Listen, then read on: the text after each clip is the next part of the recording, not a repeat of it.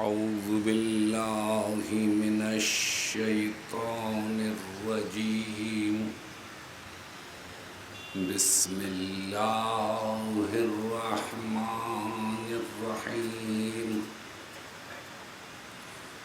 الحمد لله الذي لا تدركه الشواهد ولا تحويه المشاهد ولا تراه النواظر ولا تحجبه السواتر. الدال على قدمه بحدوث خلقه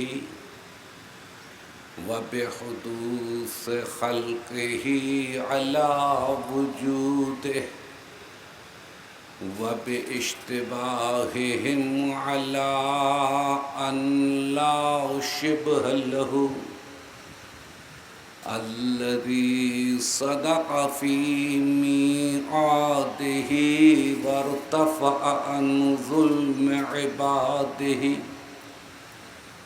وقام بالقسط في خلقه وعدل عليهم في حكمه.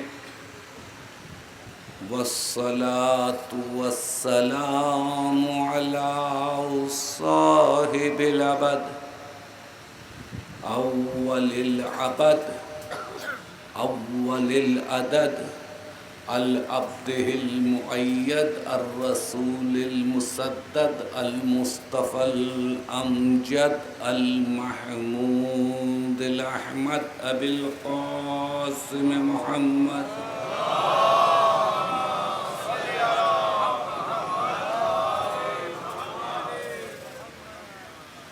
وأهل بيته الطيبين الطاهرين المعصومين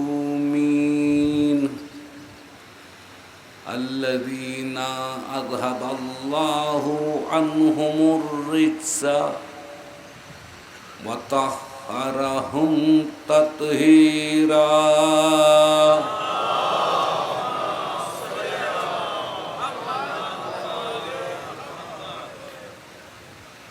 أما بعد فقد قال الله في كتابه الحكيم: لقد كان لكم في رسول الله أسوة حسنة.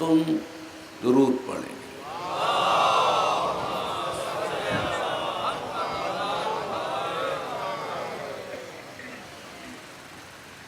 عزیزان گرامی، آج یہ ہماری 5ویں نشست ہے.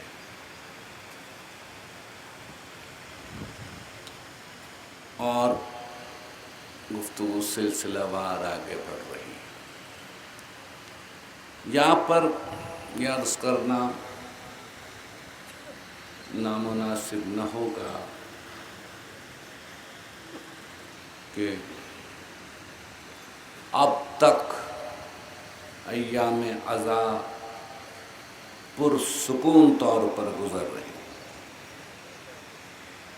اور ملک بھر میں کوئی بھی ناخوشگوار واقعہ پیش نہیں آیا. انتظامات نہایت ہی احسن ہے، جس کا اعتراف نہ کرنا بددیانتی ہو. ہم شکر گزار ہیں انتظامات کرنے والوں کے کہ انہوں نے بھرپور طور پر انتظامات کیے ہیں اور یہ ان کا فریضہ بھی ہے. لیکن ساتھ ساتھ اس امر کا بھی خیال رکھا جائے انتظامات کرتے ہوئے کہ مجالس میں شرکت کرنے والوں کو راستے میں تکالیف نہ ہو، رکاوٹیں نہ ہوں، انتظامات ضرور کیے جائیں۔ ایک شکایت پہنچی ہے، چونکہ دفتروں سے چھوٹنے کا ہی وقت ہوتا ہے جب مجلس شروع ہوتی ہے، اور ٹریفک بہت جام ہوتا ہے۔ سڑکوں پہ ٹریفک پولیس نہیں ہوتی، جس کے سبب ٹریفک جام ہو جاتا ہے۔ تو اس وجہ سے گاڑیاں بھی آگے نہیں بڑھ سکتی، حتیٰ کہ پیدل آنے والوں کو بھی بڑی تکالیف ہوتی ہے۔ تو اس امر کا خیال رکھا جائے، ٹریفک پولیس ہونی چاہیے ہر طرف، صرف چوراہوں پر اور سگنلز پر ہی نہیں، بلکہ راستے میں بھی، جو کہ ٹریفک کو کنٹرول کر سکے اور آنے والوں کو کسی قسم کی کوئی تکلیف پیش نہ آئے۔ درود پڑھیں۔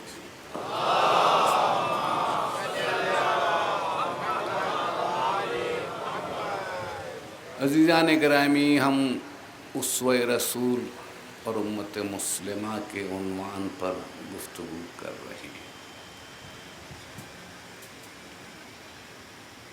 اور یہ بتلانا چاہتے ہیں کہ وہ ہستی جس کا نہ صرف ہم کلمہ پڑھتے ہیں، اس ہستی کا مقام کیا تھا، اس کا مرتبہ کیا تھا۔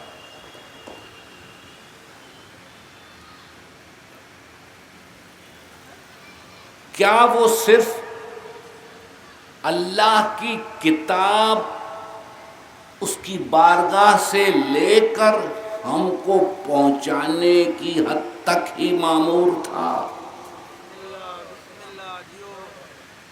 کیا صرف اس کا فریضہ یہی تھا کہ وہ کتاب خالق سے لے اور مخلوق تک پہنچائے، اور اس کے بعد وہ جب دنیا سے چلا جائے تو اس کا فریضہ ختم ہو جائے؟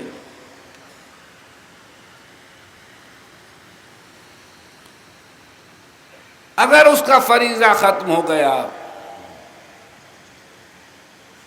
تو پھر اس کے بعد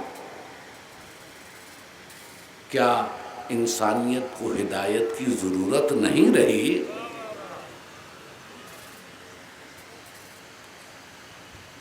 قرآن تو کہہ رہا ہے، روز اول کہا وَإِمَّا يَأْتِيَنَّكُم مِّنِّي هُدًى فَمَن تَبِعَ هُدَايَ فَلَا خَوْفٌ عَلَيْهِمْ وَلَا هُمْ يَحْزَنُونَ۔ میری طرف سے مسلسل ہدایتیں آتی رہیں گی،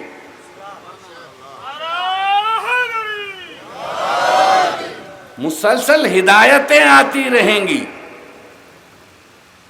اور جو میری ہدایت کی پیروی کرے گا اس کو کوئی خوف نہیں ہوگا، اور نہ وہ کسی حزن میں مبتلا ہوگا۔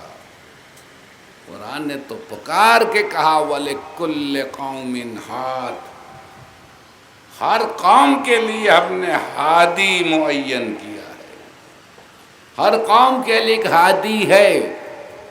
تو ملت مسلمہ سے پہلا اور اہم سوال ہے کہ 11 ہجری کے بعد ہادی کون ہے؟ ہادی نبی کی آنکھ بند ہونے کے بعد امت کی ہدایت کا فریضہ کس کو خدا نے سونپا ہے؟ کس نے سونپا ہے؟ یہ فریضہ خدا نے کسی کو سونپا ہے یا نہیں؟ یا پھر خدا کے حکم سے نبی نے کسی کو سونپا ہے یا نہیں؟ یہ فریضہ کس کو سونپا گیا؟ آیا خدا نے یہ فریضہ کسی کو سونپا، یا نبی نے کسی کو سونپا، اگر دونوں نے نہیں سونپا تو پھر جو گمراہ ہو، جو راستے سے بھٹکے، جس کی سمجھ میں حق نہ آئے، وہ کدھر جائے؟ اس کی ذمہ داری کس پر ہے؟ تو عزیزو، میں کسی اور منصب کی بات نہیں کر رہا ہوں، میں ہدایت کی بات کر رہا ہوں۔ ہدایت کا فریضہ کس نے انجام دیا؟ اور نبی کیا صرف کتاب ہی پہنچانے آیا تھا جو اس نے کتاب پہنچا دی اور چلا گیا؟ کیا کتاب اکیلی سمجھ میں آ سکتی ہے؟ کیا کتاب بغیر ہادی سمجھ میں آ سکتی ہے؟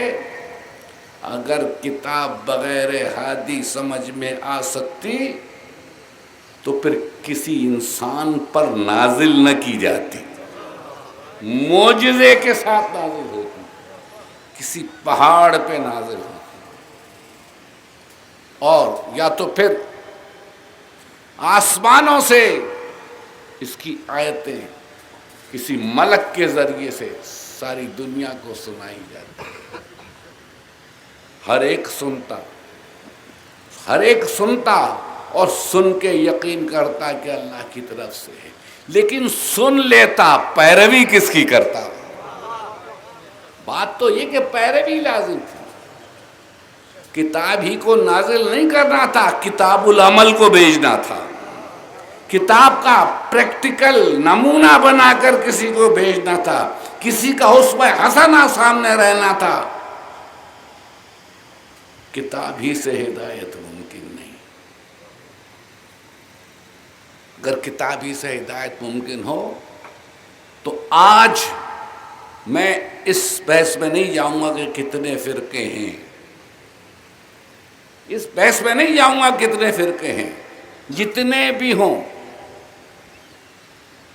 73 ہوں، اس سے کم ہوں، اس سے زیادہ ہوں، ایک بات تو طے ہے نا کہ سب اسی کتاب کو مانتے ہیں،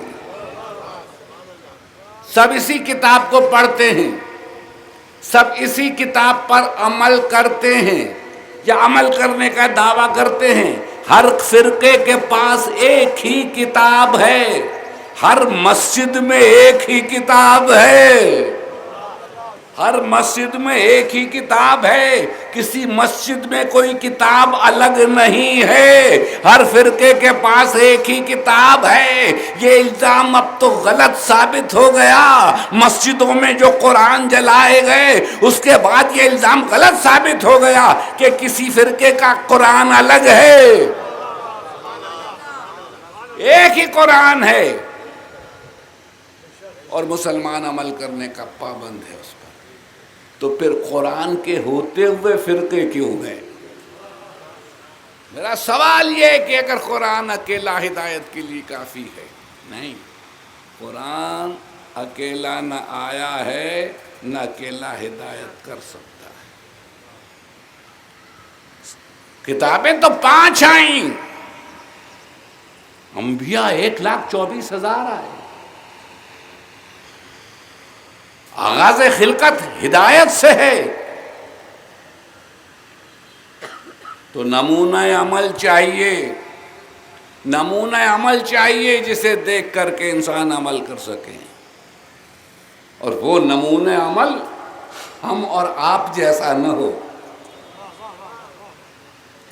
ہم اور آپ جیسا نہ ہو، دیکھنے میں ہو حقیقت میں نہ ہو، دیکھنے میں ہو حقیقت میں نہ ہو۔ کفار یہی تو الزام لگاتے تھے، ما لہذا الرسول یأکل الطعام ویمشی فی الاسواق، یہ کیسا رسول ہے، یہ تو کھانا بھی کھاتا ہے، بازاروں میں بھی گھومتا ہے، شادیاں بھی کرتا ہے، شادیاں بھی کرتا ہے، ازدواجی زندگی بھی گزارتا ہے، یہ کیسا رسول ہے؟ نہیں معلوم ان کے پیش نظر کیا تھا کہ رسول وہ ہو جو کھانا نہ کھائے، جو گھر سے نہ نکلے یا مسجد سے نہ نکلے، یا ازدواجی زندگی نہ گزارے، وہ نادان نہیں سمجھتے تھے یہ آیا ہی نمونہ عمل بن کر ہے، اس سے کھانا کھانا ہے اپنی شکم پوری کے لیے نہیں، بلکہ تمہیں بتلانے کے لیے کہ کیا کھاؤ کیا نہ کھاؤ، کیا کھاؤ کیا نہ کھاؤ، جو نظر آ جائے نہ کھا لو، جو میسر آ جائے نہ کھا لو، ہر شے حلال نہیں ہے۔ تو اسے دیکھو یہ کیا کھاتا ہے، وہی کھانا حلال ہے، یہ جس سے رکتا ہے اور تمہیں روکتا ہے اس سے رکنا واجب ہے۔ یہ پریکٹیکل نمونہ بن کر آیا ہے، یہ گھر سے بھی نکلتا ہے، ضروریات زندگی خریدنے کے لیے گھر سے نکلتا ہے، تمہیں بتانے کے لیے کہ جب گھر سے نکلو تو کیسے نکلو، بازار میں آؤ تو کیسے آؤ، شادیاں کرتا ہے، اسے کامل نمونہ بننا ہے، یہ بتلانے کے لیے کہ ازدواجی زندگی کیسے گزاری جائے، ازدواجی زندگی کیسے گزاری جائے، اولاد کی تربیت کیسے کی جائے۔ اگر یہ نہ کرتا تو پتہ کیسے چلتا کہ ازدواجی زندگی کیسے گزاری جاتی ہے، اولاد کی تربیت کیسے کی جاتی ہے۔ اسی ہر فیلڈ میں پریکٹیکل نمونہ بننا ہے، پریکٹیکل نمونہ بننا، ہر شعبہ حیات میں۔ اس نے تجارت بھی کی ہے، ایک عجیب بات، تجارت بھی کی ہے،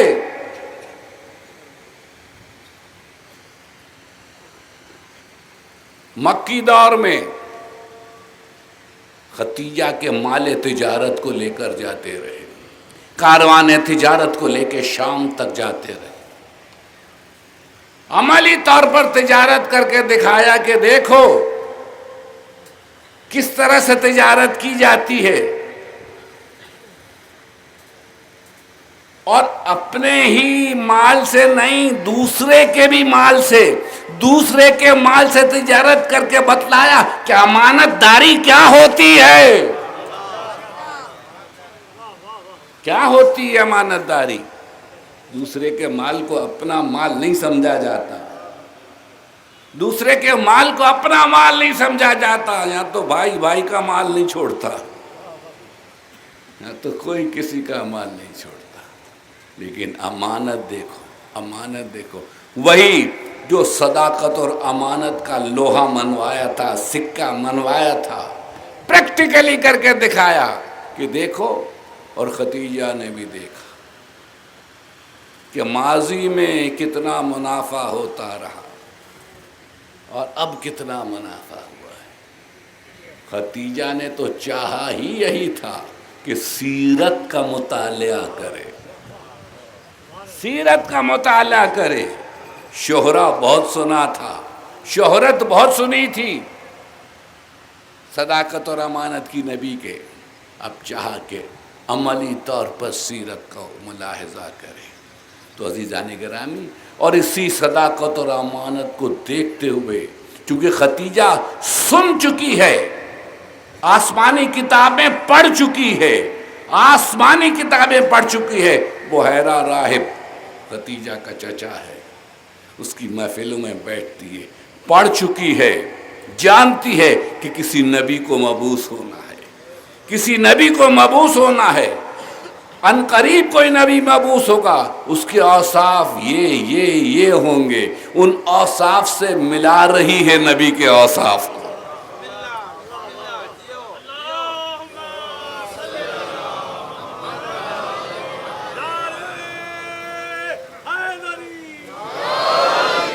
ان اوصاف سے ملا رہی، اور پھر اپنے غلام سے پوچھتی ہے، میسرہ جو ساتھ گیا ہے، بتا تو نے کیا دیکھا، کیا دیکھا، کیا دیکھا؟ وہ معجزے بتلا رہا ہے کہ نہیں مجھے، وہ بتا رہا ہے کہ کتنا منافع ہوا، کتنا منافع، کہ نہیں مجھے بتا اور تو نے کیا دیکھا، تو وہ معجزے بتلا رہا ہے۔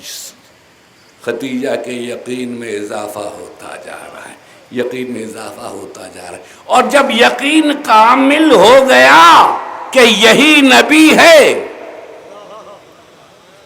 یہی نبی ہے، یقین کامل ہو گیا تو خود سے اپنی رسول کے عقد میں آنے کی پیشکش کی ہے، خود سے رشتہ بھیجا ہے، خود سے رشتہ تجویز کیا ہے، خود سے، اس لیے کہ یقین ہو گیا کہ یہی نبی ہے۔ نبی کے اعلان نبوت کرنے سے پہلے خدیجہ نے نبی کی صداقت اور امانت کو دیکھتے ہوئے نبی پر ایمان لائی ہیں۔ یہ بحث پھر ہوگی، گفتگو پھر کبھی ہوگی۔ دعوت اسلام دینے کے بعد اسلام قبول کرنے والے اور ہیں اور پہلے ہی قبول کر لینے والے اور ہیں۔ پہلے ہی قبول کرنے والے اور ہیں، اور صاف کو دیکھ کر، سیرت کو دیکھ کر، اور اس میں خدیجہ بھی ہے، ورنہ ایک امیر ترین خاتون جو ملکہ عرب ہو، جو ملکۃ العرب ہو، عرب کی متمول ترین خاتون ہو، جس کی کوئی ہمسری نہ کر سکے، وہ اور ایک نادار سے رشتہ ازدواج میں منسلک ہونا چاہے، یہ ناممکن ہے۔ میں اس وقت حضرت خدیجہ کی سیرت پر گفتگو نہیں کرنا چاہتا ہوں، لیکن یہ بتانا چاہ رہا ہوں کہ عقد میں آنے سے پہلے ہی ایمان لا چکی، بلکہ عقد میں آئی ہی اسی لیے ہے کہ جانتی ہیں کہ یہ نبی ہے اور چاہتی ہے کہ اپنی زندگی ان کی خدمت کرتے ہوئے گزار دیں، ان کی کنیزی میں گزار دیں۔ جب خدیجہ نے فقط اپنے تجارت کا کارواں نبی کے حوالے کر کے اور امانت داری دیکھ کر اس قدر پختہ ایمان کر لیا کہ یہ نبی ہے، یہ رسول ہے، تو جس کی آغوش میں نبی پل رہا تھا،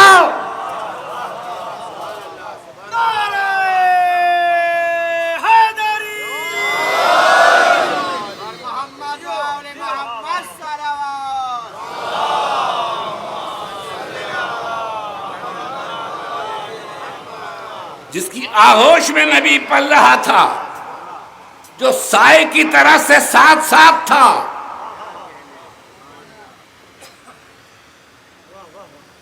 وہ نہیں جانتا ہوگا کہ نبی ہے؟ وہ ابو طالب کو علم نہیں ہوگا کہ یہ نبی ہے؟ اسے یقین نہیں ہوگا؟ اور جب اس نے اعلان نبوت کر دیا تو پھر وہ سیسا پلائی ہوئی دیوار کے ساتھ اس کی پشت پر کھڑا رہا، اس کی حفاظت کے لیے کمر بستہ ہوا، ہر مشکل کا مقابلہ کرنے کے لیے تیار ہوا۔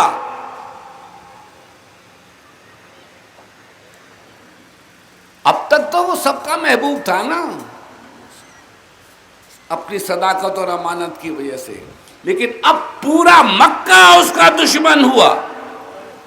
جیسے ہی اعلان نبوت کیا، اعلان رسالت کیا، پورا مکہ دشمنی پر اتر آیا، ادھر پورا مکہ دشمنی پر اترا، ادھر ابو طالب نے حفاظت کا میدان سنبھالا،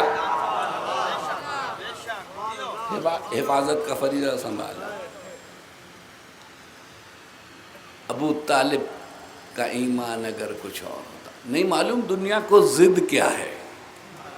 دیکھیے کون مومن ہے اور کون نہیں ہے یہ تو عمل سے پہچانا جاتا ہے۔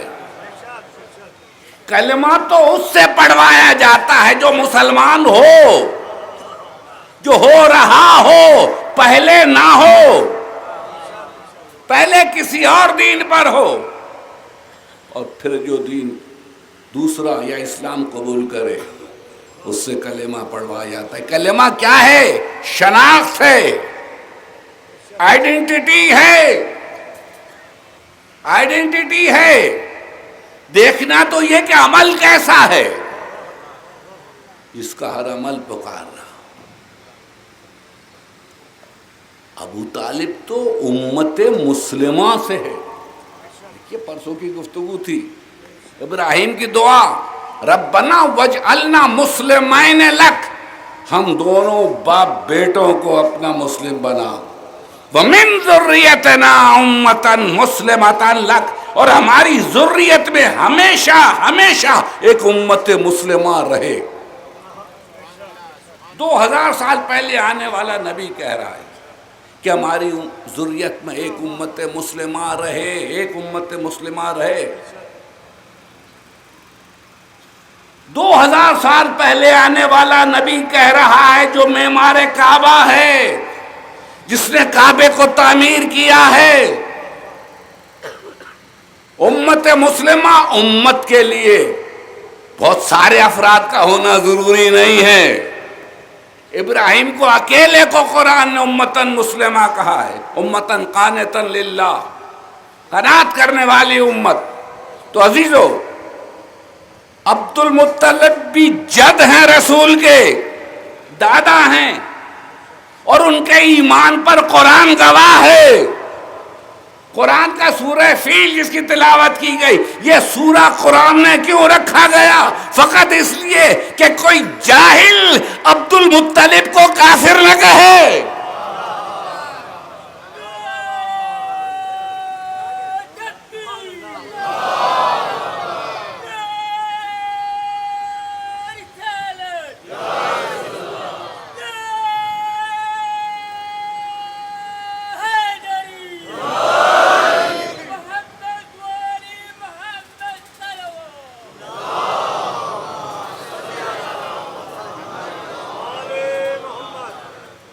عبد المطلب کے بارے میں کوئی گستاخی نہ کرے، عبداللہ کے بارے میں گستاخی نہ کرے، آبائے نبی کے سے کوئی گستاخی نہ کرے۔ یہ کتنی بڑی جسارت ہے، یہ کتنی بڑی جسارت ہے کہ آبائے نبی کو مسلمان نہ سمجھا جائے، آبائے نبی کے اسلام میں شک کیا جائے،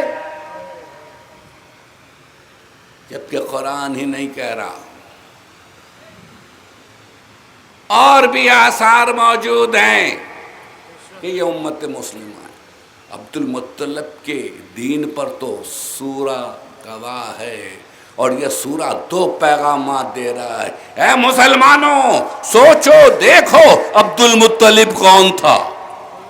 محافظ کعبہ ہے، والی کعبہ ہے، جس کی دعا کے سبب ہم نے پرندوں کے جھنڈ بھیجے ہیں، ہم نے ابابیل کا لشکر بھیجا ہے۔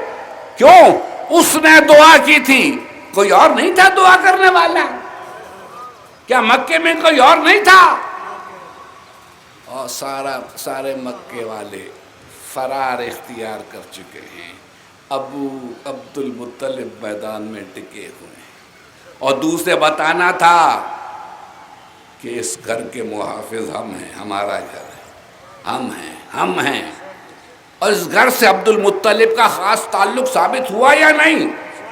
تولیت کعبہ عبد المطلب کے پاس ہے، تولیت کعبہ عبد المطلب کے پاس ہے، محافظ کعبہ عبد المطلب ہے۔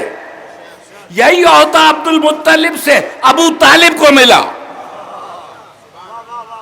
یہی عہدہ عبد المطلب سے ابو طالب کو ملا۔ تولیت کعبہ اب ابو طالب کے پاس ہے، تبھی تو ابو طالب کا بیٹا کعبے میں پیدا ہوا ہے۔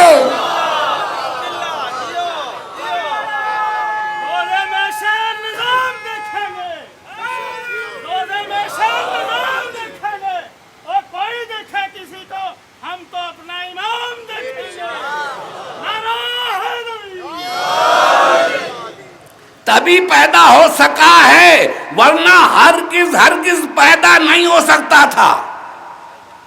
آپ کے محلے میں کوئی مسجد ہو، میرے محلے میں کوئی مسجد ہو، مسجد اور اگر کسی کی زوجہ حاملہ ہو، وقت ولادت آ جائے تو کیا وہ اس حالت میں مسجد میں جا سکتی ہے؟ جا سکتی ہے، اور اگر جائے گی تو کیا ہوگا؟ کیا ہوگا؟ کیا ہوگا؟ وہی جائے نا جو خود بھی تطہیر کی منزل پر ہو، پیدا ہونے والا بھی تطہیر کی منزل پر ہو.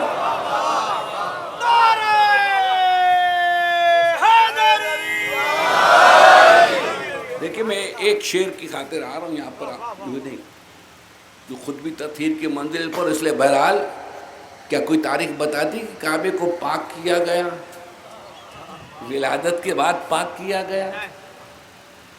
پاک تو کیا جانا چاہیے تھا نا، لیکن چونکہ پیدا ہونے والا تطہیر کی منزل پر ہے. عزیزو آپ شعر سنتے ہیں نا، ایک کسیرا میسر نشدیں سعادت بکعبہ ولادت پر مسجد شہادت. کسی اور کو یہ سعادت میسر نہ ہوئی کہ کعبے میں ولادت ہو، مسجد میں شہادت ہو. یہ انتظام خدا نے کیا، خدا نے، کسی اور نے نہیں. سوچنے کا مقام ہے. ابو طالب کے اور بھی بیٹے تھے، کسی اور بیٹے کی ولادت کعبے میں کیوں نہیں ہے؟ کسی اور بیٹے کی ولادت کعبے میں نہیں ہے، اس لیے کہ جو کچھ ہوا حکم الہی سے ہوا، ابو طالب کی مرضی سے نہیں. اشارہ ادھر سے ہے. کیوں کعبے میں ولادت اور کیوں مسجد میں شہادت؟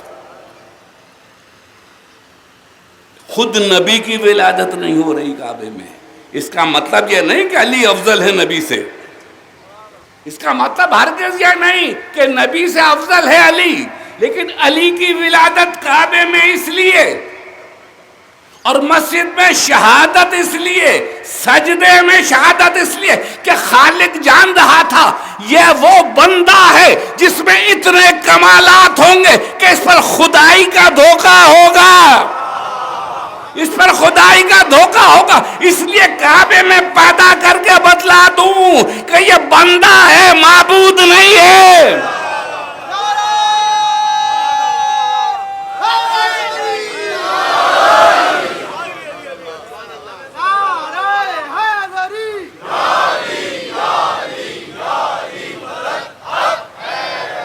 بتا دوں کہ یہ عبد ہے، معبود نہیں ہے، بندہ ہے، خالق نہیں ہے، پیدا ہو رہا ہے. اور پھر شہادت بھی مسجد میں، مسجد میں شہادت، کہیں اور نہیں. اس لیے کہ شہادت ہی بہت عزیز تھی، شہادت ہی بھی بہت عزیز تھی، اور اس کو اس عہدے سے محروم نہیں کرنا تھا خالق، اس کی تمنا سے محروم نہیں کرتا تھا. اگر میدان جنگ میں شہادت ہوتی تو اسے قتل کرنے والے کو اس سے زیادہ بہادر سمجھ لیا جاتا، اسے قتل کرنے والے کو اس سے زیادہ شجاع سمجھ لیا جاتا. ہم شہادت بھی تجھے عطا کریں گے، مگر وہ بھی سجدے میں اور مسجد میں، مسجد میں اور سجدے میں، مسجد میں اور سجدے میں، تاکہ اس کی سے محبت کرنے والے دیکھ لیں کہ وہ کس قدر سجدہ گزار تھا. آخری سجدہ بھی اس نے مسجد میں کیا، آخری سجدہ بھی. خبردار مسجد کو مقتل نہ سمجھو، مسجد کو مقتل نہ سمجھو. علی سجدے میں ہے اور سجدے میں شہید ہو رہا ہے. تو عزیزان گرامی یہ ہے عبد المطلب، اس کا بیٹا ہے ابو طالب. اور عبد المطلب نے دنیا سے جاتے ہوئے تاریخ بتاتی ہے کہ خواب دیکھا، خواب دیکھا. اور خواب دیکھنے سے پہلے دیکھیے ختمی مرتبت کے والدین دنیا سے اٹھ چکے، سر پر والد کا سایہ نہیں ہے، بہت ہی کم سن تھے کہ ماں کی شفقت سے بھی محروم ہو گئے. اب دادا نے پالا، دادا والی کعبہ ہے، دادا کے لیے مسند بچھائی جاتی ہے کعبے میں اور وہ آ کر بیٹھتے ہیں. کوئی اور وہاں آ کر نہیں بیٹھ سکتا، کوئی اور نہیں بیٹھ سکتا. لیکن جیسے ہی یہ بچہ آتا ہے خود تعظیم کے لیے اٹھ کھڑے ہوتے. مکے والے پوچھتے ہیں عبد المطلب اس مسند پر تو آپ کے سوا کوئی نہیں بیٹھ سکتا. یا بچے کو تعظیماً اٹھ کھڑے ہوتے ہیں اور اپنی مسند پر اپنے پاس بٹھاتے ہیں کہ تمہیں نہیں معلوم یہ بچہ کون ہے, تمہیں نہیں معلوم یہ بچہ کون ہے. اس بچے ہی کے صدقے میں تو یہ مسند ملی ہے, اس بچے کے صدقے میں یہ سرداری ہے. یہ نبی ہے, نبی کا بچپنا ہے, اور نبی کا احترام دادا کر رہا ہے. جو دادا ہے یہ مکہ ہے, ایک مرتبہ قحط پڑتا ہے, قحط ہے, شدید قحط ہے, اور سب دعائیں کر چکے, بارش نہیں ہو رہی. آپ بھی بارش سے محروم رہے ہیں نا, بارش نہیں ہو رہی. مکے والے آتے ہیں, عبد المطلب اب تو لوگ مر رہے ہیں, مکے والے مر رہے ہیں, کچھ تو کیجئے, بارش نہیں ہو رہی. کہ تم سب دعائیں کر لو, جب تھک جاؤ تو میرے پاس آنا. سب دعائیں کر چکے, پھر آئے عبد المطلب, اب آپ بھی کچھ کریں, ہماری دعائیں قبول نہیں ہوتی. کہ اچھا اب میں کل آؤں گا, کل آؤں گا.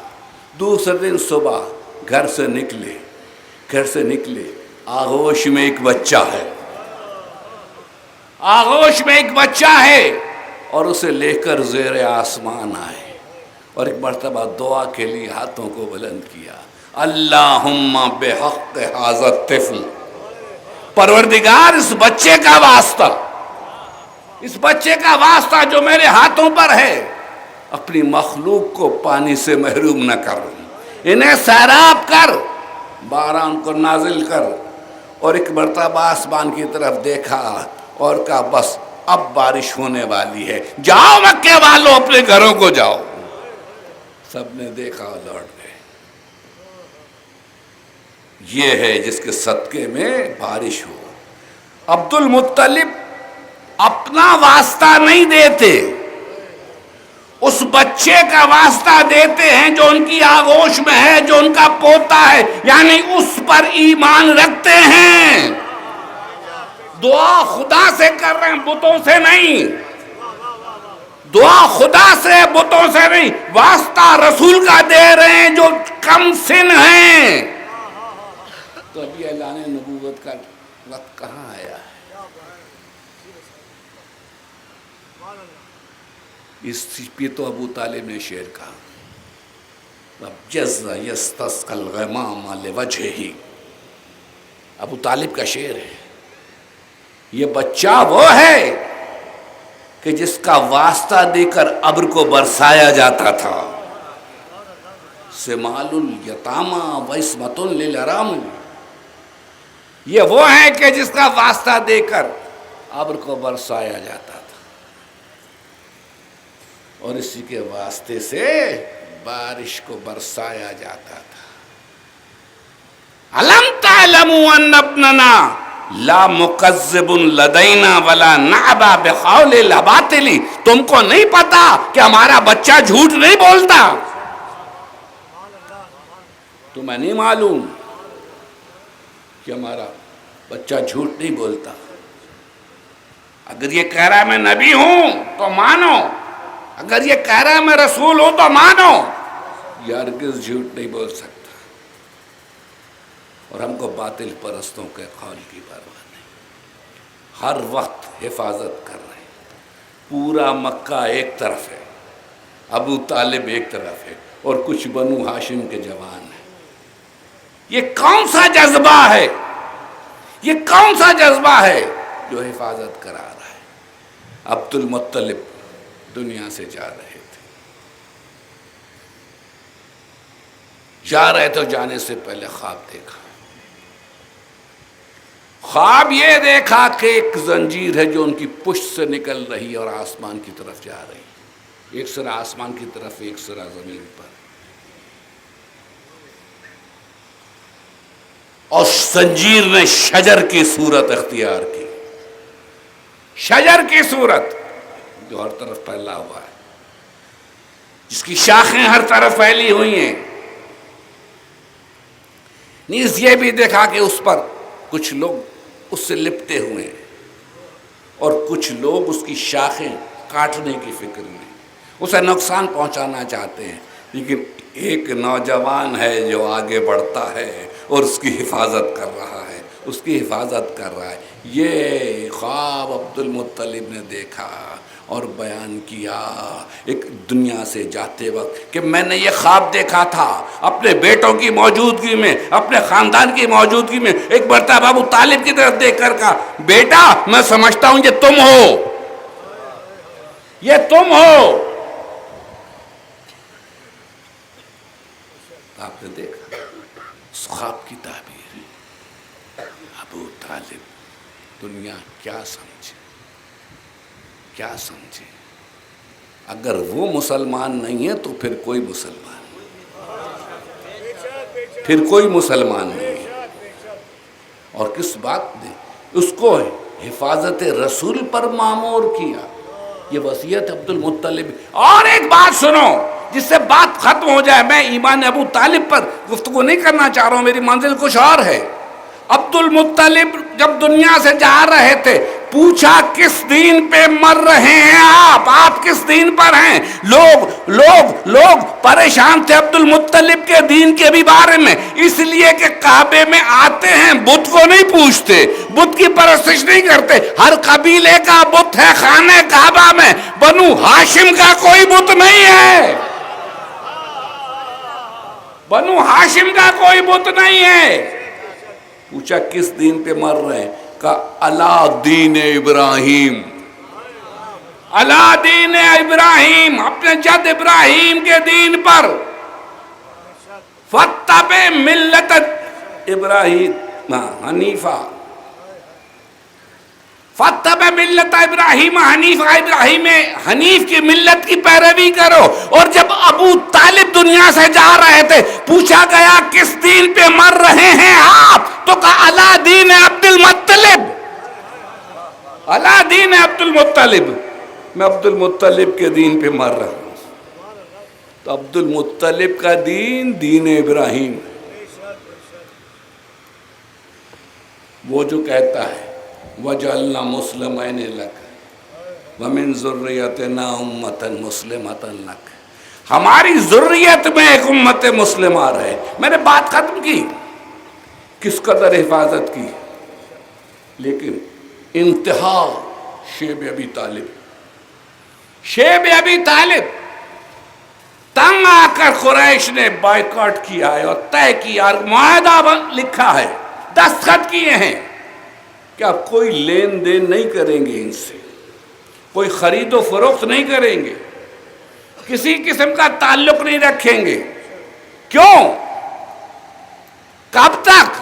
کہ جب تک یہ محمد کو ہمارے حوالے نہیں کر دیتے، تاکہ ہم انہیں قتل کر دیں۔ یہ سوشل بائیکاٹ ہے۔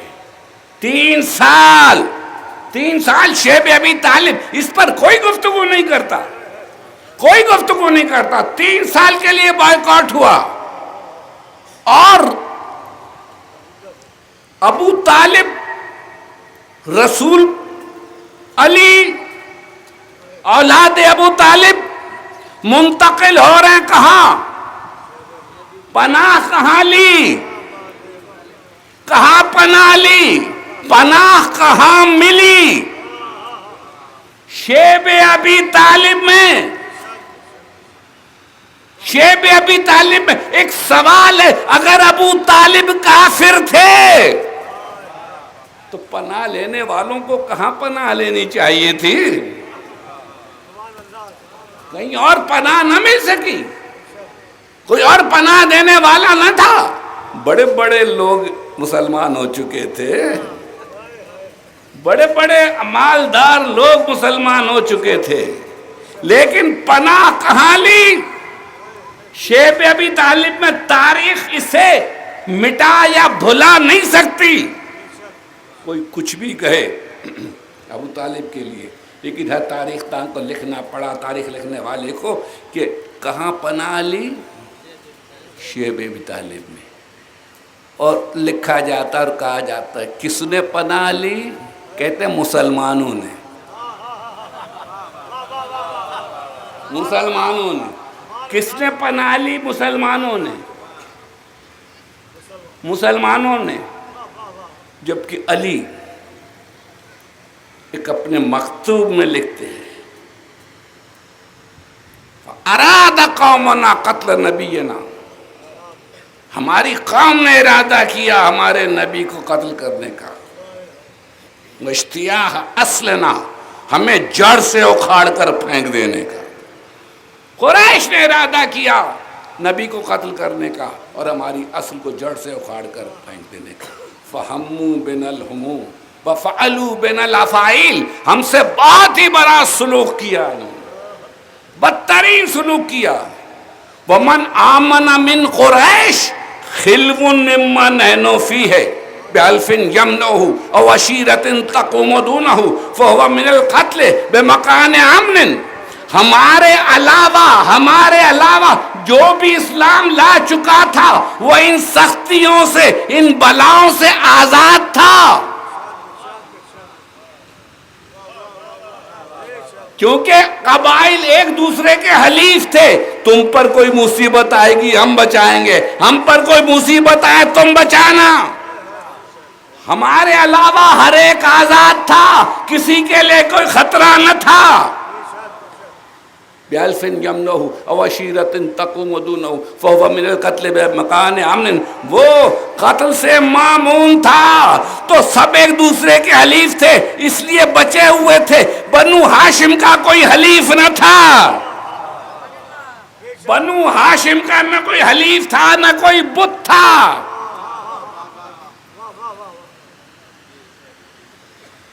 شیب میں صرف بنو ہاشم ہیں، صرف بنو ہاشم ہیں، اور تاریخ کہتی ہے مسلمانوں کا بائیکاٹ ہوا۔ تب فیصلہ کرو مسلمان کون ہے، کافر کون ہے؟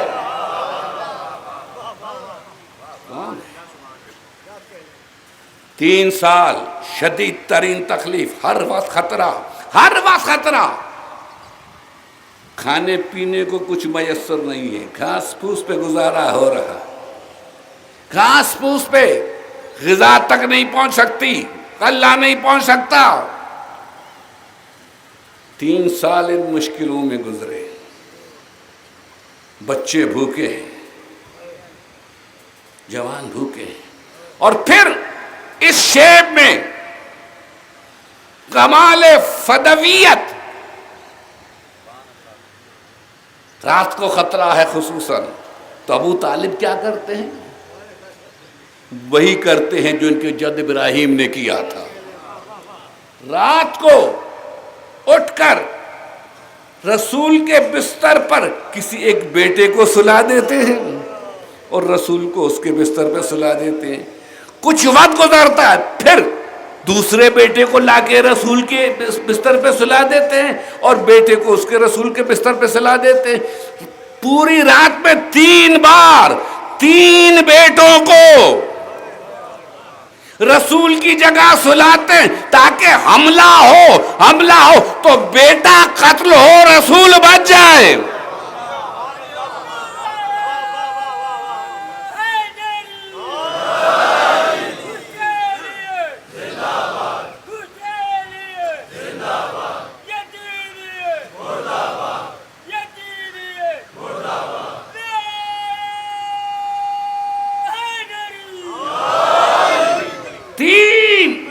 تین بیٹے اور ایک شب میں تینوں کو قربان کرنے کو تیار ہے۔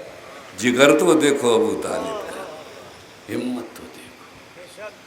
3 سال وہ عمل جو ابراہیم نے ایک بار کیا، ابراہیم نے ایک بار کیا، ابو طالب نے مسلسل 3 سال تک کیا۔ یہی تو تربیت تھی جو شب ہجرت علی بے خوف بستر رسول پر سوئے ہیں۔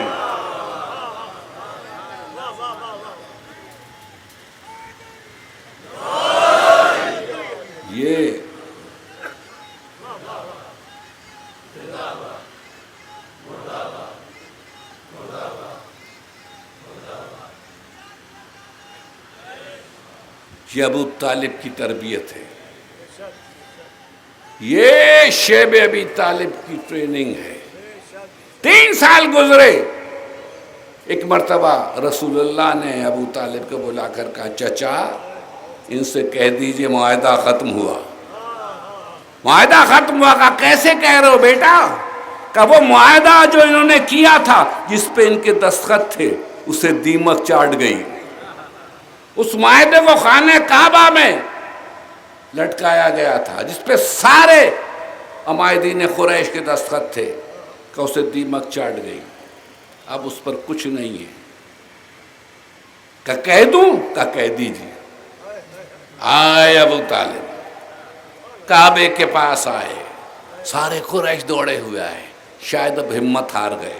اب ابو طالب اپنے بھتیجے کو ہمارے حوالے کرنے آ گئے. حوالے کرنے آ گئے تاکہ ہم قتل کرتے ہیں. کہا ابو طالب کیسے آنا ہوا؟ کہ اس لیے آنا ہوا کہ اب معاہدہ ختم ہوا. معاہدہ ختم ہوا. کیسے ختم ہوا؟ کہ اسے دیمک چاٹ گئی. دیمک چاٹ گئی. کہا تمہیں کیسے معلوم؟ میں کہہ رہا ہوں دیمک چاٹ گئی. میں کہہ رہا ہوں دیمک چاٹ گئی. معاہدہ صندوق کے اندر ہے. صندوق کے اندر ہے. صندوق محفوظ ہے. کہ جاؤ جا کر دیکھو دیمک چاٹ گئی. اگر چاٹ گئی ہو تو معاہدہ ختم ہوا. ہمارا بائیکاٹ بھی ختم ہو کر نہیں چاٹ گئی ہوگی دیمک تو میں اپنے بھتیجے کو تمہارے حوالے کر دوں گا. اللہ اکبر. یقین نہیں. اگر نہیں ایسا ہوگا تو میں اپنے بھتیجے کو تمہارے حوالے کر دوں گا. اور اگر دیمک چاٹ گئی تو پھر یہ معاہدہ ختم ہوا. اب یہ پابندیاں ختم کرو. گئے کھولا دیکھا دیمک چاٹ چکی ہے. چاٹ چکی. تو سر جھکا کے کہا ابو طالب تم سچ کہتے ہو. سچ کہتے ہو. کہا میں سچ نہیں کہتا ہوں میرا بھتیجا سچ کہتا ہے. میرا بھتیجا سچ کہتا ہے. الم تعلموا ان ابننا لا مکذب لدینا ولا نعبا بقول الباطل. جو اپنے بھتیجے کو سچا سمجھے, صادق سمجھے اور اس کی کسی بات کی تردید کرنے کو تیار نہ, وہ مومن نہیں. ارے ابو طالب نہ ہوتا تو مکی زندگی میں اسلام کبھی پھلتا پھولتا نہیں. مدنی زندگی میں تو لشکر ہے, عسکر ہے, فوجیں ہیں. مکی زندگی میں اکیلا ابو طالب ہے جو اپنے ساتھ اپنے بیٹوں کو لیے ہوئے اور بھتیجوں کو لیے ہوئے حفاظت کرتا ہے. کربلا ابو طالب کی قربانیوں کا شاہکار ہے. بے انتہا قربانیاں دی. عزیزوں میں نے گفتگو ختم کی.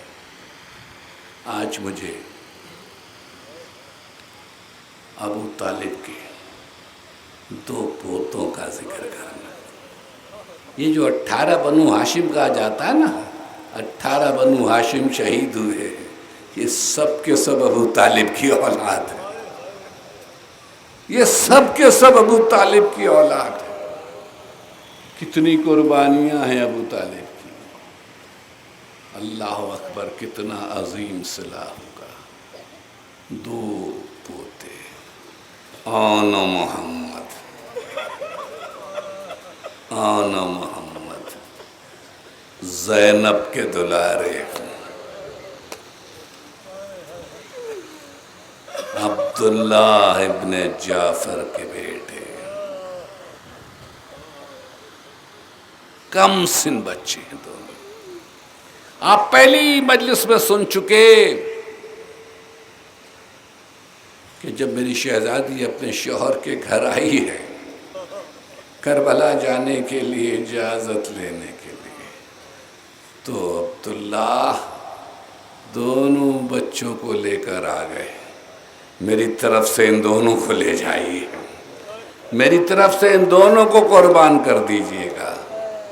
میرے آقا پر کوئی آنچ اگر آ رہی ہو تو یہ قربانی حاضر ہے. کربلا لے کر آ گئی. 2 محرم کو پہنچے ہیں. 7 سے پانی بند ہوا ہے. اب چھوٹے چھوٹے بچے پیاسے.